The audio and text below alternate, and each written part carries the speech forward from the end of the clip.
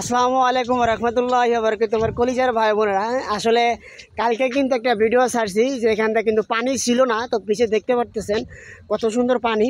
তো আসলে আমি বলছিলাম যে এই সৌন্দর্য যে একটা যে দৃশ্য আছে সেটা কিন্তু আমি আর আপনাদের মাঝে দেখাইতে পারবো না, কারণ অলরেডি কিন্তু পানি এখানে উঠে যাচ্ছে।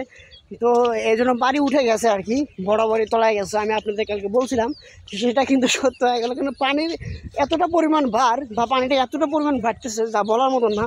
তো সেই কারণে দেখেন এখান থেকে কিন্তু মোটামুটি বরাবরই নিয়ে দেয় তলা গেছে পানি দিয়ে, দেখছেন।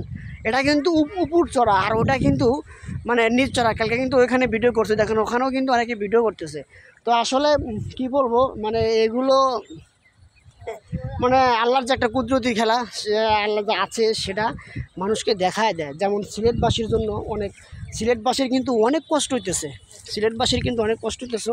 তো ভিডিওর মধ্যে আমি একটা কথাই উল্লেখ করব, সেই উল্লেখটার বিষয়টা হলো যে আমরা যেখানে থাকি, যে প্রান্তে থাকি, আমরা একটু সিলেটবাসীর জন্য একটু দোয়া করব। কারণ তারা বর্তমানে একটু, আমরা তো মোটামুটি ইনশাল্লাহ আলহামদুলিল্লাহ ভালো আছি, কারণ আমরা 10 বছর বাদে আমরা এই বন্যার পানি পাইছি। কিন্তু যদি সিলেটে যদি একটু ভালো পরিমাণ বৃষ্টি হয় তাহলে কিন্তু অথচ সিলেট শহরটা দেখা যায় যে তলার মতন হয়ে যায়। তো এবারও অবস্থা খুব ভয়াবহ, ভালো না।